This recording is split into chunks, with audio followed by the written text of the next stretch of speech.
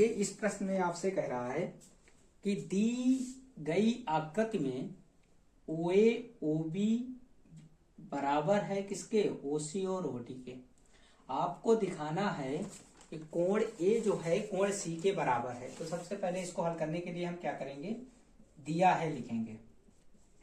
दिया है, क्या दिया है कि ओ ए जो है dot O B O C dot O D के बराबर है। ये बात हमको क्या करनी पड़ेगी, लिखनी पड़ेगी। फिर कह रहा है दिखाइए, दिखाने का मतलब सिद्ध करना है, सिद्ध करना है, ये लिखना पड़ेगा बोर्ड में। कोण ए जो है वो कोण सी के बराबर है, कोण बी जो है वो कोण डी के बराबर है। ये चीज हमको लिखनी पड़ेगी। फिर अब इसमें देखो क्या करना है, उपपत्ति करनी है कि इसे प्रूव करके लाना है। उपपत्ति क्या प्रूव करेंगे, उपपत्ति में हम लोग क्या करेंगे, जो दिया है उसको लेंगे। हमें क्या दिया है, ओ ए दिया है, ओ ए डॉट ओ बी बराबर ओ सी डॉट ओ डी दिया है। ठीक है, इतना हम लोग समझ गए होंगे। अब देखो ओ ए एक गुणे में इधर लिखा है ओ सी, उसके बटे में ओ ए के बटे में क्या ले आए, ओ सी, और ओ बी इधर गुणे में था तो ओ डी के बटे में चला जाएगा, क्या ओ बी बटे में चला जाएगा। ठीक है, अब देखिए ये हमको मिल गया, ये तो भुजाएं हो गई कौन सी, ओ ए और ओ सी का अनुपात, और कौन सी ओ डी और ओ बी का अनुपात हमको क्या मिल गया, बराबर मिल गया। इधर वाली भुजा इस ओ डी भुजा ओ बी के अनुपात के बराबर है, ओ ए भुजा ओ सी के अनुपात के बराबर है। अब देखो दूसरी चीज, ये शीर्षाभिमुख कोण बन रहा है ए ओ डी, ऐसे लिख सकते हैं। त्रिभुज में कोण ए ओ डी जो है कोण सी ओ डी बी के बराबर हो जाएगा। क्यों बराबर होगा, क्योंकि शीर्षाभिमुख कोण है। शीर्षाभिमुख कोण जो होते हैं वो बराबर होते हैं। तो देखो ठीक है, अब देखो सर्वांग समता रूल से देखो ये संगत भुजा है, कौन सी संगत भुजा है, ओ ए ओ सी के संगत भुजा है, ओ बी ओ डी के संगत भुजा बराबर है। तो दो साइडें के अनुपात बराबर हो चुके हैं और साथ साथ में इनका शीर्षाभिमुख कोण बराबर हो गया है। तो ये त्रिभुज जो होंगे समरूप हो जाएंगे। समरूप हो जाएंगे किस कसौटी से, ए ओ डी त्रिभुज समरूप हो जाएगा सी ओ बी के, किस कसौटी से, ए एस समरूपता कसौटी से हो जाएगा। ठीक है, जब त्रिभुज समरूप हो गए तो समरूप त्रिभुज के संगत कोण तथा संगत भुजाओं के अनुपात जो होते हैं वो बराबर होते हैं। तो ए वाला कोण किसके बराबर हो जाएगा, ये वाला संगत कोण किसके है, सी के। तो कोण ए बराबर क्या आ जाएगा, कोण सी, और कोण बी बराबर क्या आ जाएगा, कोण डी आ जाएगा। यही हमको क्या करना था, यही सिद्ध करना था, यही सिद्ध करना था। तो इस सवाल को ऐसे हम सर्वांग समता का प्रूफ का समरूपता प्रूफ करके इसे सॉल्व कर सकते हैं। आइए अब अगला सवाल देखते हैं। देखो इस सवाल में कह रहा है दो सकेंद्री सिद्ध कीजिए, दो सकेंद्री वृत्तों में बड़े वृत्त की जीवा छोटे वृत्त की जीवा को स्पर्श करती है तो स्पर्श बिंदु पर दो बराबर भागों में बांट देती है। तो देखो हमें दिया है कि सबसे पहले दो सकेंद्री वृत्त ये हैं, एक वृत्त बनाया और फिर दूसरा वृत्त बनाया, केंद्र दोनों का एक है इसलिए इनको हम सकेंद्री वृत्त कहते हैं। फिर से समझिए, फिर कह रहा है कि अगर कोई बड़े वृत्त की जीवा खींची जाए किसी बिंदु पर प्रतिच्छेद करे तो पी बिंदु पर प्रतिच्छेद कर रही है। तो कह रहा है सिद्ध करके दिखाओ कि एपी जो है पीबी के बराबर है। तो देखो इसको लिखना पड़ेगा थोड़ा सा, क्या लिखेंगे, दो सकेंद्री वृत्त हैं जिनका केंद्र ओ है, बड़े वृत्त की जीवा छोटे वृत्त को, बड़े वृत्त की जीवा है वो छोटे वृत्त को पी बिंदु पर स्पर्श करती है। ओपी वृत्त छोटे वृत्त की त्रिज्या है, ओपी जो है वो छोटे वृत्त की क्या है, त्रिज्या है। तो ओपी जो है एबी पर क्या है, लंब है। तो सिद्ध करना है एपी बराबर बीपी आना चाहिए। तो हमें रचना करनी है कि ओए तथा ओबी को मिला दिया। अब हमारे पास दो त्रिभुज बन गए, क्या त्रिभुज बन गया, ओपी ए बन गया, दूसरा त्रिभुज कौन सा बन गया, ओपी बी बन गया। देखते हैं कुछ हो सकता है ये त्रिभुज सर्वांग सम हो जाए तो इनकी संगत भुजाएं बराबर हो जाएं। तो हमने क्या किया, दो त्रिभुज लिए, ओपी ए इधर वाला त्रिभुज और ओपीबी इधर वाला त्रिभुज लिया। अब हमने क्या किया, ओए और ओबी को, देखो ये वृत्त बड़े वृत्त की त्रिज्याएं हैं, कोई भी वृत्त हो उसकी चाहे जितनी भी त्रिज्याएं खींची जाए वो आपस में बराबर होती हैं, तो ये बराबर हो गई। फिर देखा ये वाला 90 अंश का कोण बनाता है क्योंकि कोई किसी भी स्पर्श रेखा पर स्पर्श बिंदु पर खींची गई त्रिज्या लंब होती है, तो इसलिए 90 अंश का कोण बनाता है, इसलिए इसको OPA OPB के बराबर कर दिया। ओपी बराबर क्या हो गया, ओपी हो गया, क्योंकि दोनों त्रिभुजों में ओपी भुजा अगर हटा दे तो एक ही त्रिभुज रह जाएगा, तो उभयनिष्ठ हो गई। तो देखो एक हेपोटेनियस हो गई, हेपोटेनियस मतलब RHS रूल इसमें लग रहा है, ये राइट एंगल हो गया, ये साइड हो गई। त्रिभुज कैसे हो गए हमारे, सर्वांगसम हो गए। सर्वांगसम हो जाते हैं तो उसकी संगत भुजाएं संगत कोण बराबर हो जाते हैं, मतलब ओ वाला कोण ओ वाले कोण के बराबर होगा, ए वाला कोण ए वाले कोण के बराबर होगा, पी वाला कोण पी वाले कोण के बराबर होगा। ऐसे ही इसकी भुजाएं, OA भुजा OB के बराबर होगी, OP भुजा OP के बराबर होगी, AP भुजा किसके बराबर होगी, PB BP के बराबर होगी। यही हमको सिद्ध करना था, अतः हमारा ये क्या हो जाएगा, सिद्ध हो जाएगा। लिखना पड़ेगा, अतः बड़े वृत्त की जीवा, तुम थोड़ा सा लिख दोगे, क्या लिखोगे, यहां से लिख देना काट के, यहां से नीचे लिख देना, ठीक है। अतः बड़े वृत्त की जीवा छोटे वृत्त को स्पर्श बिंदु पर काटती है, यहाँ नीचे बढ़िया तरीके से अतः करके फिर ये लाइन यहां से क्या करना है, उतार देनी है, समद्विभाजित करती है, प्रूफ में आपको लिखना है, ठीक है। तो अब आप हमें लगता है समझ में आ गया होगा। आइए अगला क्वेश्चन देखते हैं। देखो इस प्रश्न में आपसे कह रहा है कि एक थैला है, उसमें देखो एक थैला मान लो ऐसा बना हुआ है, सवाल देखो बना दें, इसमें 3 नीली गेंदें हैं। कैसी गेंदें हैं, 3 नीली हैं, 2 सफेद हैं, 2 कैसी हैं, सफेद हैं, और 4 कैसी हैं, लाल गेंद है।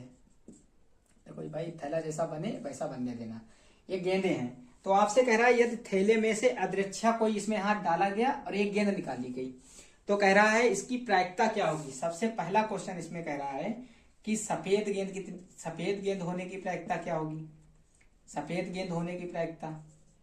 फिर दूसरा कह रहा है नीली गेंद होने की प्रायिकता क्या होगी।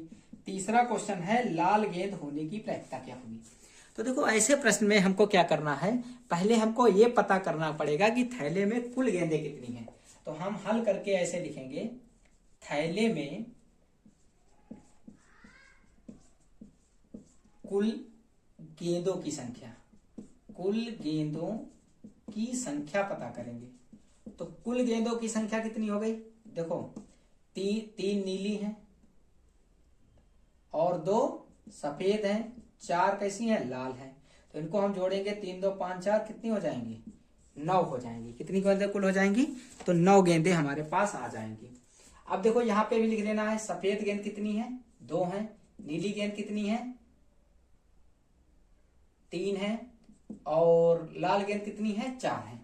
तो हमें पहला सवाल लगाना है, कह रहे सफेद गेंद प्राप्त करने की प्रायिकता क्या होगी। तो लिखेंगे सफेद गेंद प्राप्त करने की प्रायिकता, तो बराबर में लिखेंगे सफेद गेंदों की संख्या। ऊपर जो गेंद मिले, देखो कौन कौन कितनी सफेद है, सफेद गेंदों की संख्या, और बटे में होता है कुल गेंदें, हमें प्रायिकता पता चल जाएगी। तो सफेद गेंदें हैं कितनी, सफेद गेंदें हमारे पास कितनी है, 2, और कुल गेंदें कितनी हैं, 9। तो यही आंसर हो जाएगा। अब सफेद की जगह पे आपसे अगर पूछे कौन सी गेंद, नीली गेंद होने की प्रायिकता, दूसरा सवाल यही है कि नीली गेंद बताओ भाई कितनी है, नीली गेंद प्राप्त करने की प्रायिकता क्या होगी। तो सफेद की जगह पे क्या कर दोगे, नीला कर दोगे, क्या कर दोगे, नीला कर दोगे, और नीला बटे कुल गेंद कितनी हो जाएंगी, नीली हो जाएंगी 3, और 3 बटे 9। अब देखो यहाँ पे ऐसा नहीं छोड़ देंगे, देखो 3 से कट रहा है, 3 एक कम 3, 3 3 9, तो इसका आंसर 1/3 होगा। नीली के बाद अगर हम इससे लाल कह दें, तो यहाँ पे हम लोग क्या कर देंगे, लाल गेंद कर देंगे। तो लाल गेंदों की संख्या बटे में कुल संख्या। तो हमारे पास देखो लाल गेंदें कितनी है, लाल गेंदें हैं 4 और बटे में 9, ये हमारा आंसर आ जाएगा। तो अगर ऐसा सवाल आता है, ये वाला सवाल था, तो इसे इस तरीके से आप लोग क्या करेंगे, सॉल्व कर लेंगे।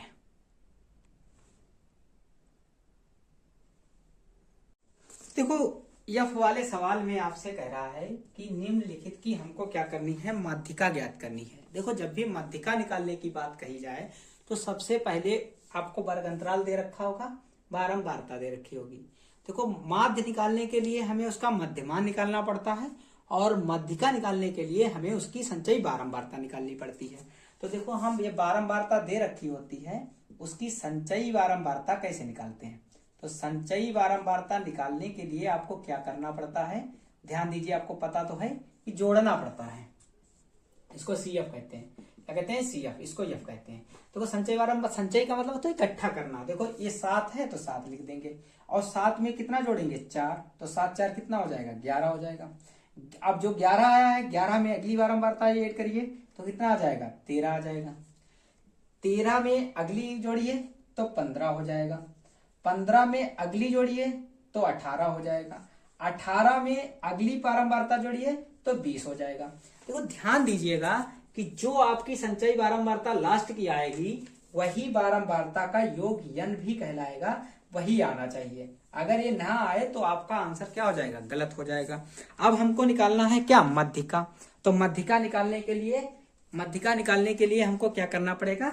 n/2 की वैल्यू पता करनी पड़ेगी। तो n/2 की वैल्यू कितनी हो जाएगी? 20/2 बराबर 10। तो 10 किस संचयी बारंबारता में मिलेगा? तो 10 जो है हमको किस में मिलेगा? देखो 7 वाली में तो मिलेगा नहीं, 11 वाली में 10 बारंबारता इंक्लूड की गई होगी। तो इसको हम लोग क्या करेंगे? ऐसे कॉलम में बना लेंगे। ठीक है, इतना करने के बाद हमको क्या लिखना पड़ेगा? सूत्र लिखना पड़ेगा। अगर सूत्र आपको याद है तो आप तुरंत लगा लेंगे सवाल। सूत्र क्या होता है हमारा मध्यिका का? मध्यिका, माध्यक कहिए या मध्यिका कहिए, एक ही बात होती है। मध्यिका का सूत्र होता है L + n/2 - CF, और बटे में क्या आता है? यफ आता है, और गुणे में क्या आता है? यच आता है। तो इतना आपको ध्यान रखना है। ठीक है, ये आपका क्या होता है? मध्यिका का सूत्र होता है। अब देखो इसमें यल क्या होता है, आप लोग देख चुके हैं। यल जो होता है मध्यिका वर्ग की निम्न सीमा होती है। तो मध्यिका वर्ग है क्या? तो यल का मान निकालने के लिए मध्यिका वर्ग की निम्न सीमा क्या है? मध्यिका वर्ग की निम्न सीमा कितनी है? देखो 10 है। देखो बाकी चीजें बता चुके हैं, पहले देख लेना वीडियो में। फिर उसके बाद यन क्या है? यन हमें पता है बारंबार, कुल बारंबारता होगी तो पता है कितनी है? 20 है। फिर देखो सीएफ क्या है? सीएफ जो होता है बारंबारता से जो पहले की बारंबारता होती है, उस एक पहले मध्यिका की पहले की बारंबारता क्या कहलाती है? सीएफ कहलाती है। मतलब संचयी बारंबारता ली जाती है, मतलब बहुलक वर्ग के बारंबारता से पहले वाली संचयी बारंबारता। तो कितनी है? 7 है। अच्छा, यफ का मान क्या होगा? जो बहुलक वर्ग की बारंबारता होती है। तो बहुलक वर्ग की बारंबारता देखो इसमें क्या है? 4 है। तो यफ की वैल्यू कितनी हो गई? 4 हो गई। अब देखो जो बचा है यच। यच क्या होता है? वर्ग अंतराल की माप होती है। तो जो माप क्या होती है? उच्च सीमा से निम्न सीमा को घटा दिया जाता है। तो यच की वैल्यू हमको कितनी मिल गई है? 20 में से अगर 10 को घटाएंगे तो हमें 10 मिलेगा। तो देखो अब हमारे पास सारे मान आ चुके हैं। अब इसमें हमें क्या करना है? पुट करना है, और मध्यिका की वैल्यू आ जाएगी। तो मध्यिका की वैल्यू निकालने के लिए देखो यल का मान कितना है? 10, और फिर बटे वाली लाइन खींचेंगे। 20 बटे कितना लिख देंगे? 2 माइनस के 7, और बटे में एफ की वैल्यू कितनी हो जाएगी? 4, और गुणे में एच का मान कितना हो जाएगा? 10 हो जाएगा। ठीक है, अब देखो क्या करना है? ये 10 ऐसे रहेगा, प्लस इससे काट देंगे तो 10 में बचा कितना? 10 माइनस 7 बटे 4 गुणे में 10 हो जाएगा। तो ये आ जाएगा 10 प्लस 3 बटे 4 गुणे में कितना आ जाएगा? 10 आ जाएगा। अब इसे काटो, 2 दूनी 4, 2 पंचे 10 आ जाएगा। सही है। अब देखो ये आ जाएगा आपका 10 प्लस 53 15 बटे कितना? 2। तो इधर आ जाएगा 2, 10 दूनी कितने आ जाएंगे? 20, और प्लस कितना आ जाएगा? 15 आ जाएगा। या ये ना काटो तो यहां से ऐसे डायरेक्ट कर दो। देखो कैसे कर दो तो थोड़ा सरल पड़ेगा। 10 प्लस 15 का आधा हम लोगों को पता 7.5 होता है। तो ये 17.5 आ जाएगी मध्यिका। तो इस तरीके से हम लोग क्या करेंगे? मध्यिका निकाल देंगे। इसमें कोई कठिन सवाल नहीं है, क्योंकि आपको अगर सूत्र पता है तो आप इसे आसानी से कर सकते हैं। देखो ये जरूरी पता होना चाहिए। यल क्या है? मध्यिका वर्ग की निम्न सीमा। यन क्या है? बारंबारता की जो सभी बारंबारताओं का योग है। सीएफ क्या है? बारंबारता के ठीक पहले की संचयी बारंबारता। जो मध्यिका वर्ग है उसके ठीक पहले वाली की संचयी बारंबारता लेनी है। ये नहीं ये 11 ले लेनी है, उससे पहले जो आए, एक कदम पीछे। और यफ क्या है? जो भी बहुलक वर्ग मध्यिका वर्ग हो उसी की बारंबारता ली जाएगी। तो इस तरीके से हम इसको सरल तरीके से हल कर सकते हैं। आइए अगला सवाल देखते हैं। देखिए समझिए, तीसरा सवाल है आपका, 6 नंबर में सवाल है आपसे। इसमें कह रहा है, देखिए कह रहा है एक बेलनाकार गिलास का आंतरिक व्यास जो है 5 सेंटीमीटर है, परंतु गिलास के निचले आधार में एक बराबर त्रिज्या का उभरा हुआ अर्धगोला है। देखो कैसे मैं बना रहा हूं। एक बेलनाकार गिलास है, देखो ये गिलास है, ठीक है। ये गिलास है मान लो, ठीक है। अब इसमें क्या किया, उसने नीचे उभरा हुआ बना दिया ऐसे अर्धगोलाकार, जितने इसकी त्रिज्या है वैसे ही उसने क्या किया, उभरा हुआ क्या बना दिया, कांच का उभरा हुआ कर दिया, ठीक है। तो आपसे कह रहा है कि त्रिज्या का उभरा हुआ एक अर्धगोला है, ठीक है। कह रहा है जिससे गिलास की धारिता कम हो जाती, बिल्कुल। अगर भाई इसमें ऐसे कोई चीज ठोस बना दी जाए तो इसमें इतनी धारिता कम नहीं हो जाएगी। अगर इसमें पानी भरोगे तो यहां तक भरेगा, नीचे तो जाएगा नहीं, समझ गए होंगे। तो कह रहा है ठीक है भाई, धारिता कम हो जाती है। कह रहा है यदि गिलास की जो ऊंचाई है वो 10 सेंटीमीटर है। कितने सेंटीमीटर है, 10 सेंटीमीटर है, ठीक है, समझते जाना। गिलास की ऊंचाई कितनी है, 10 सेंटीमीटर है। तो कह रहा है गिलास की आभासी धारिता, आभासी धारिता मतलब अगर हम एक कांच का गिलास ना हो और अंदर से उठा हो तो हमें ऐसा लगेगा कि ये पूरा गिलास है, तो इसमें ज्यादा पानी आएगा, उस हिसाब से नापना है। तो उसकी हमें आभासी बताना है कि कितना इसमें पानी आ सकता है। फिर उसके बाद जब हमें पता चल गया उठा हुआ है तो वास्तविक धारिता बतानी पड़ेगी, कितना पानी आएगा इसमें। तो देखिए इसको लगाने के लिए हमको क्या करना पड़ेगा, दो तरीके हैं इसकी। देखो जो त्रिज्या है वो 5 सेंटीमीटर है। कितनी है, 5 सेंटीमीटर है। तो देखो सबसे पहले हमें देखना पड़ेगा क्या क्या दिया है। आंतरिक व्यास दे रखा है, क्या दे रखा है, आंतरिक व्यास। तो सबसे पहले इस सवाल में लिखा जाता है दिया है, क्या दिया है, दिया है आंतरिक व्यास। आंतरिक व्यास का मतलब लिख लेते हैं, आंतरिक व्यास जो है वो दिया है 5 सेंटीमीटर। 5 सेंटीमीटर का मतलब है, व्यास का मतलब 2r दे रखा है 5 सेंटीमीटर। तो इसकी त्रिज्या कितनी हो जाएगी, 5/2 सेंटीमीटर हो जाएगी। ये हमको पता चल गया, ठीक है। या ऐसा भी कह सकते हैं 2.5 सेंटीमीटर हो गई। अब अगर हमें निकालना है तो इसकी ऊंचाई में पूछ रहा है, तो इसकी ऊंचाई कितनी है बताइए। 10 सेंटीमीटर। कितनी है, 10 सेंटीमीटर। एच बराबर कितना है, 10 सेंटीमीटर है। देखो दिया हुआ है। तो देखो सबसे पहले हमें निकालना है आभासी धारिता निकालनी है। आभासी धारिता कब होगी, मतलब हमें आभास होगा, आभासी धारिता। आभास का मतलब ये नहीं है, कब आभासी धारिता कहेंगे, जब नीचे अर्धगोला ना माना जाए, जब गिलास में नीचे अर्धगोला ना माना जाए। जब अर्धगोला ना माना जाएगा तो क्या होगा, तो बेलन का ही तो आयतन निकालना पड़ेगा। तो हम लिखेंगे बेलन का आयतन बराबर सूत्र होता है πr²h। तो पाई की वैल्यू हमको पता है, इसमें दी हुई है। पाई का मान हमको डालना है 3.14। तो हमने डाल दिया 3.14। आर की वैल्यू डाल दी 2.5 का स्क्वायर, गुणे में क्या कर दिया, एच का मान डाल दिया 10 डाल दिया। अब देखो इसे हल करेंगे तो हमारा ये आएगा 3.14, इसकी गुणा करेंगे तो 6.25 इसका वर्ग आएगा, और इसकी गुणा करेंगे 10 आएगा। इन तीनों की गुणा करेंगे, गुणा अपने आप कर लीजिएगा। तो ये आपकी आ जाएगी 196.25 सेंटीमीटर आपकी गुणा आ जाएगी। तो इस तरीके से आपका आभासी धारिता आ जाएगी। एक आंसर आपका ये हो जाएगा, ठीक है। अब इसी में क्या कह रहा है कि वास्तविक धारिता बताइए। तो वास्तविक धारिता बताने के लिए आपको क्या करना पड़ेगा, नीचे अर्धगोला मानना पड़ेगा। तो वास्तविक धारिता निकालने के लिए हम नीचे क्या मानेंगे, अर्धगोला मानेंगे। अर्धगोला माना जाएगा, क्या माना जाएगा, माना जाएगा। तो जब अर्धगोला माना है तो इसमें से इसका आयतन क्या करना पड़ेगा, घटाना पड़ेगा। तो इसका आयतन घटाने के लिए अर्धगोले का सूत्र क्या होता है, अर्धगोले का आयतन होता है, यहाँ पे लिखेंगे, थोड़ा सा इसे मिटा के लिख दें, एक लाइन बढ़ा देते हैं तो तुम्हारा थोड़ा आसान हो जाएगा, ठीक है। ये तो निकाल चुके हैं, हमारे पास ही है। पहले हमें लिखना पड़ेगा बेलन का गिलास की वास्तविक धारिता। तो वास्तविक धारिता में क्या होगी, बेलन का आयतन, जो बेलन है ये, इसका पूरा आयतन गिलास जो है, माइनस अर्धगोले का आयतन। देखो बेलन का आयतन अभी हमने निकाला है, कितना आया था, पहले सूत्र डाल दो, πr²h माइनस अर्धगोले का होता है 2/3 πr³ तो देखो इसका तो अभी निकाला था, वो आया था आपका 196.25 सेंटीमीटर स्क्वायर। आप चाहे हल कर सकते हैं दोबारा।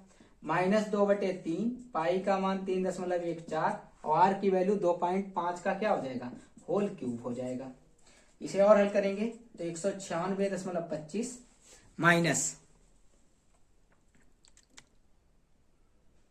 ठीक है, 196.25 माइनस, इसे हल करेंगे तो ये आ जाएगा 2/3, 3.14 ऐसे रखेंगे और इसकी गुणा अगर की जाएगी तो 15.625 आ जाएगा। ठीक है, तो फिर ये आ जाएगा आपका 196.25 और माइनस में इसे काटे पीटेंगे तो आपका आएगा 32.71। कितना आएगा, 32.71 सेंटीमीटर। अभी जब इसे भी इससे घटाएंगे तो हमारे पास बचेगा, कितना बचेगा, 163.54, 163.54 बचेगा सेंटीमीटर स्क्वायर क्यूब बचेगा। ठीक है, ये लिखना नहीं भूलेंगे क्योंकि आयतन हमेशा क्या होता है, सेंटीमीटर क्यूब में होता है। तो इस तरीके से आपको 6 नंबर मिल जाएंगे। अगला प्रश्न देखते हैं। देखिए हमारे पास प्रश्न कह रहा है कि अथवा में सवाल है 6 नंबर में कि 42 सेंटीमीटर व्यास वाले एक वृत्त, तो देखो 42 सेंटीमीटर एक व्यास का वृत्त है, तो मतलब उसकी त्रिज्या कितनी हो जाएगी, 21 सेंटीमीटर हो जाएगी। कह रहा है 120 अंश का कोण अंतरित करता है, तो मान लो त्रिज्या उसकी कितनी हो गई, 21 सेंटीमीटर, और इधर भी कितना कोण बना रहा है, 120 डिग्री का। तो कह रहा है इसके संगत जो वृत्तखंड बन रहा है, इसे बनाने की जरूरत नहीं है। कह रहा है जो ये वृत्त बन रहा है इसके संगत, इसका हमको क्या करना है, क्षेत्रफल निकालना है, संगत वृत्तखंड का, ना कि त्रिज्यखंड का। ठीक है, तो सबसे पहले इसके संगत वृत्तखंड कौन सा बनेगा, तो इसमें ये बनाना पड़ेगा हमको। ठीक है, ये बनाना पड़ेगा। तो केवल देखो पूरे त्रिज्यखंड का क्षेत्रफल नहीं पूछा हमसे, हमसे क्या पूछा मालूम, इसका क्षेत्रफल बताओ, इधर वाले का, इसका बताना है।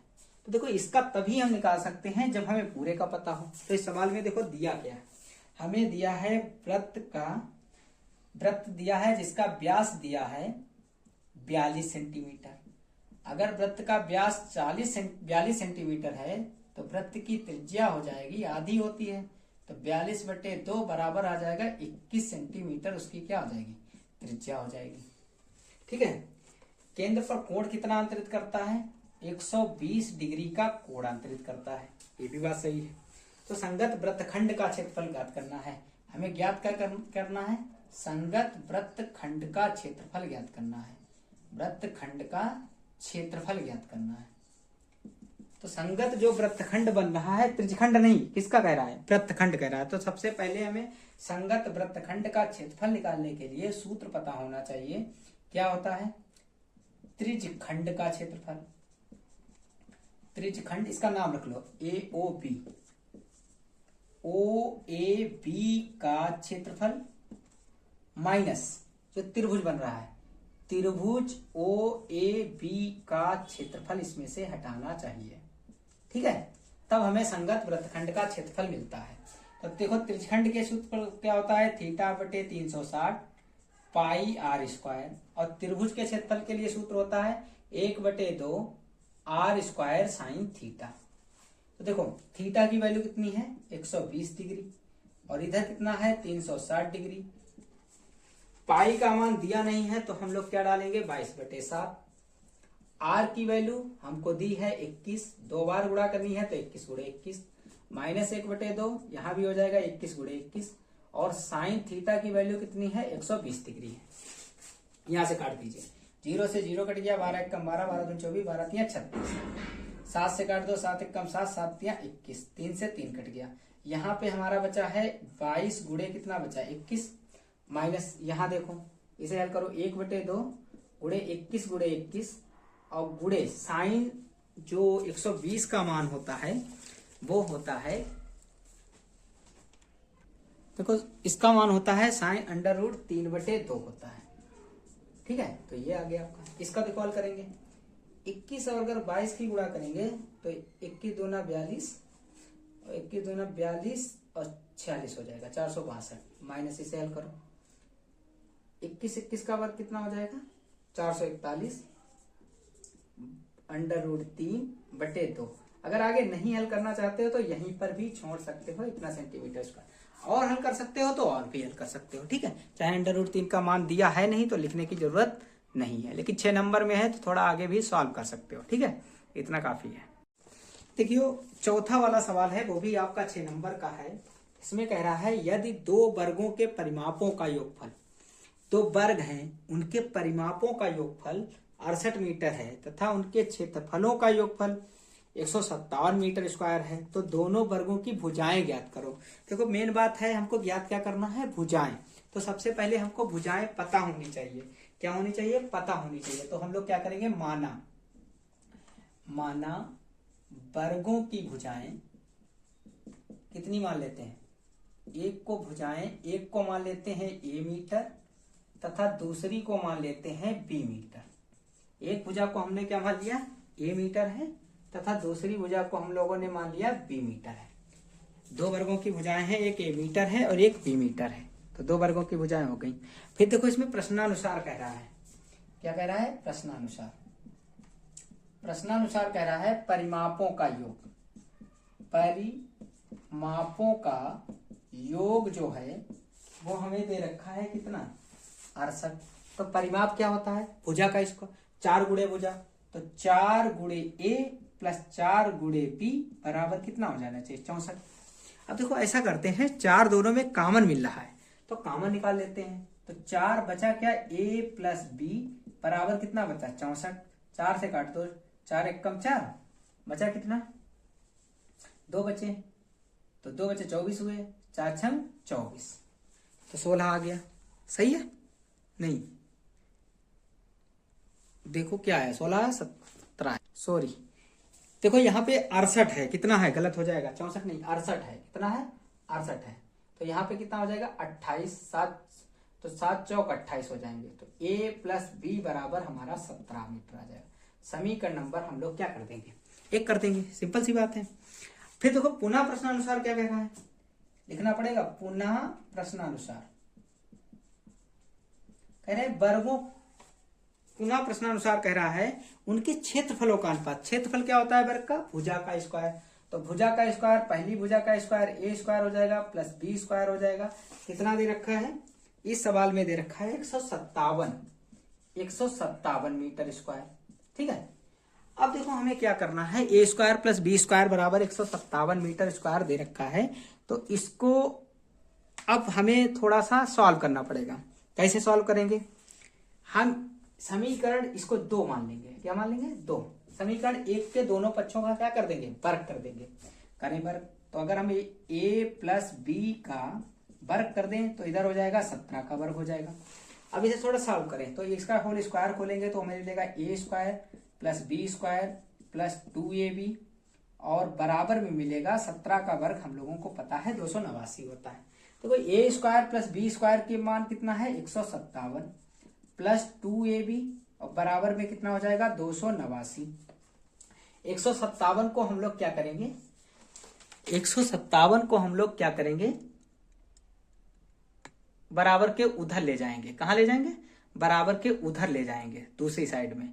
तो जब हम बराबर के दूसरी साइड में ले जाएंगे तो 2ab बराबर हमारा आ जाएगा 289 माइनस 157। और 289 में से हम लोग क्या करेंगे, 157 को घटाएंगे। तो घटाइए, घटाएंगे, 9 से 7 जाएगा तो 2 बचेगा, 8 से कितना जाएगा, 5 जाएगा तो कितना बचेगा, 3 बचेगा, यहाँ पर 1 बचेगा, 2ab आ गया। तो ab बराबर कितना आ जाएगा, 132/2 आ जाएगा। 2 से काट देंगे, 2 छंग 12, 2 छंग 12, तो ab बराबर कितना आ जाएगा, 66 आ जाएगा।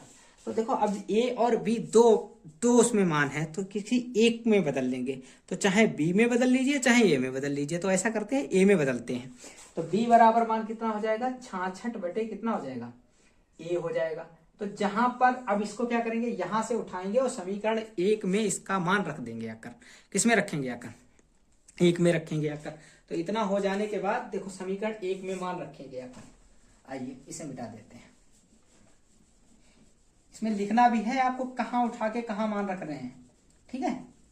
देखो इसे कैसे लिखेंगे, लिखेंगे b का मान लिखना है इसी तरीके से, b का मान समीकरण 1 में रखने पर, जब 1 में रखोगे तो देखो a प्लस बी की जगह पे क्या आ जाएगा, 66/a आ जाएगा, बराबर में 17 आ जाएगा। फिर बढ़ेंगे तो देखो इसके नीचे 1 है, एलसीएम होगा a, तो a स्क्वायर प्लस 66 बराबर आ जाएगा 17। फिर इसे बढ़ाएंगे तो a स्क्वायर प्लस 66 बराबर 17a। फिर इसे हल करेंगे तो a square minus 17a plus का 66 बराबर में क्या आ जाएगा, 0 आ जाएगा। फिर आगे आइए, यहाँ पर आइए, यहाँ पर आ जाएगा a square minus 17a plus के 66 बराबर 0। अब देखो इसके गुणनखंड करने हैं, क्या करना है हमको, गुणनखंड करने हैं। तो गुणनखंड हम लोग कैसे करते हैं, बद्ध वाले इस पद को जोड़ते हैं, 11 में अगर हम 6 जोड़ दें तो 66 हो जाए, वो 17 हो जाएगा, और गुणा करने पर 66 आ जाएंगे। तो a square minus 11 plus 6a plus 66 लिख देंगे बराबर 0। ये तो आप लोग कर लेते हैं, a square minus 11a minus के 6a प्लस के 66 बराबर 0। यहाँ से a कॉमन ले लेंगे तो a माइनस 11 माइनस के 6 कॉमन ले लेंगे तो a माइनस 11 बराबर में 0 आ जाएगा। तो a माइनस 11 और दूसरे ब्रैकेट में हो जाएगा a माइनस 6 बराबर 0। यदि a माइनस 11 बराबर 0 तो a बराबर हमारा क्या हो जाएगा, 11 आ जाएगा। यदि a माइनस 6 बराबर 0 तो a बराबर हमारा क्या आ जाएगा, 6 आ जाएगा। तो देखो a के दो मान आ गए, एक तो 11 आ गया, या तो कौन सा आ गया, 6 आ गया। अब देखो कह रहा था जोड़ने पर देखो 17 आ जाएंगे, दोनों भुजाओं के मान आ गए। अब देखो b का मान अगर निकालना चाहे, चाहे 11 लेंगे तो देखो b का मान क्या मिलेगा, a बराबर अगर 11 लिया तो b बराबर 66 बटे कितना है, 11, 11 छंगे 66, b का मान 6 आ जाएगा। अगर a बराबर कितना ले लेंगे, 6, तो b बराबर क्या आ जाएगा, 66 बटे 6 बराबर 11 आ जाएगा। मतलब यही कहने मतलब है, भुजा क्या आ गई, भुजा आ गई 11 मीटर और कौन सी आ गई, 6 मीटर आ गई। यही हमारा आंसर हो जाएगा, 6 नंबर आपको तब मिल जाएंगे। तो ये भी प्रश्न आपने बड़े अच्छे तरीके से कर लिया है और समझ भी गए होंगे। इसके अथवा में प्रश्न है, वो आइए देखते हैं।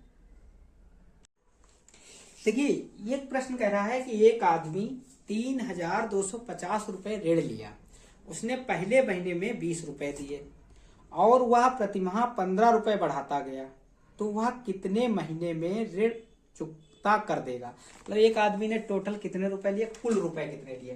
देखो ये समांतर श्रेणी का सवाल है, यशयन दिया है हमें, यशयन बराबर कितना दिया है, कितना दिया है, 3250 रुपए, ठीक है। फिर उसने कहा है कि पहले महीने में, तो पहला पद हो गया, कितने रुपए दिए, 20 रुपए दिए।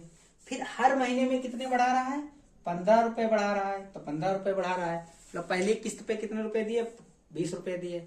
अब जो भी अगली किस्त देगा उसमें हर एक अगली किस्त में 15 रुपए बढ़ा के देगा। तो कहने का मतलब ये हमारी कौन सी श्रेणी बन जाएगी, समांतर श्रेणी बन जाएगी।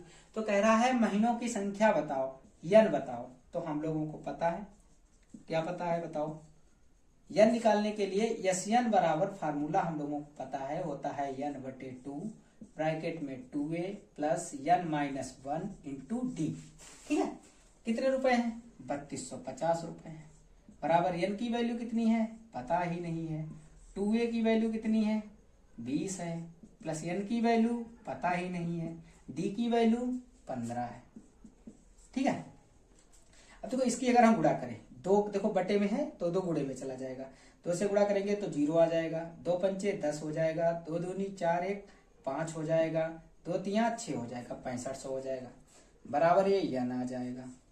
10 दूनी की 2 दूनी कितने हो जाएंगे, 20 दूना 40 हो जाएंगे, प्लस 15 यन हो जाएगा, माइनस के 15 हो जाएंगे। तो इस तरीके से हम इसको क्या कर लेंगे, सॉल्व कर लेंगे और हल करेंगे इसे। तो देखो ये 6500 है, बराबर में यन रखेंगे। देखो 40 से अगर हम 15 घटाएंगे तो हमें कितना बचेगा, 25, और प्लस कितना बचेगा, 15 यन। देखो इसमें से 5 जो है वो कॉमन ले सकते हैं, 50 25 5 या 15, तो 6500 बराबर यन गुणे 5 कॉमन ले लिया तो हमारा बचा 50 25 3 यन बचा। यहाँ 5 से इसे काट दो, 5 1 कम 5 5 3 15 1300 बचेगा, ठीक है। कितना बचा, 1300 बचा। अब इसकी देखो यहाँ गुणा करा दो, इधर करा देते हैं, ठीक है, इधर करा देते हैं, इधर करा देते हैं। तो इसमें कराएंगे तो क्या हो जाएगा, 1300 आ जाएगा, बराबर ये आ जाएगा 5n हो जाएगा प्लस 3n स्क्वायर हो जाएगा। इधर लाओ, देखो ये आ जाएगा 3n स्क्वायर प्लस का 5n माइनस के 1300 और बराबर में आ जाएगा 0।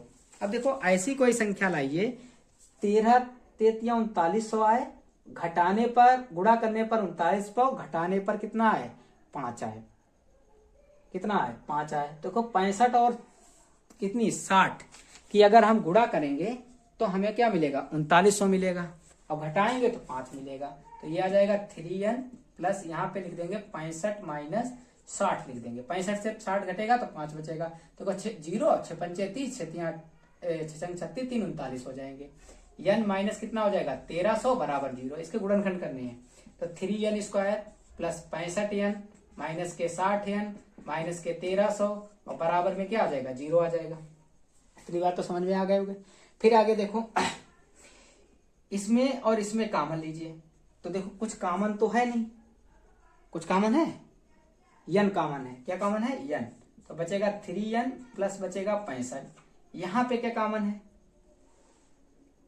कितना कॉमन है 20 20 यहाँ 60 होते हैं, कॉमन ले लिया तो 3 बचा, n प्लस का बचा और इधर क्या बचेगा प्लस का 65 बचेगा, बराबर में 0 आ जाएगा। ठीक, तो दोनों ब्रैकेट में 3n प्लस 65 है तो ऐसे लिखेंगे और यहाँ n माइनस 20 लिखेंगे बराबर 0 लिखेंगे। यदि 3n प्लस 65 बराबर 0 तो 3n बराबर माइनस 65 आ जाएगा, n बराबर माइनस 65 बटे 3, फ्रैक्शन वैल्यू हो नहीं सकती तो ये तो हो गया अमान्य। अब क्या लेंगे, यदि n माइनस 20 बराबर 0 तो n बराबर कितना हो जाएगा 20, तो 20 महीनों में क्या करेगा वो ऋण को चुकता कर देगा। कितने महीनों में 20 महीने में वो ऋण को क्या कर देगा चुकता कर देगा। तो ये अगर वो पहला वाला प्रश्न ना आए तो इसको आप अच्छे तरीके से, SN वाला एक ही फार्मूला लग रहा है, गुणनखंड थोड़ा कठिन है आपके हिसाब से, लेकिन कठिन कुछ भी नहीं है, अगर आप प्रैक्टिस करेंगे तो हो जाएगा। तो ये भी प्रश्न हो गया। अब आपका लास्ट सवाल बचा है, 5वां सवाल बचा है 6 नंबर का, उसे भी आइए देखते हैं।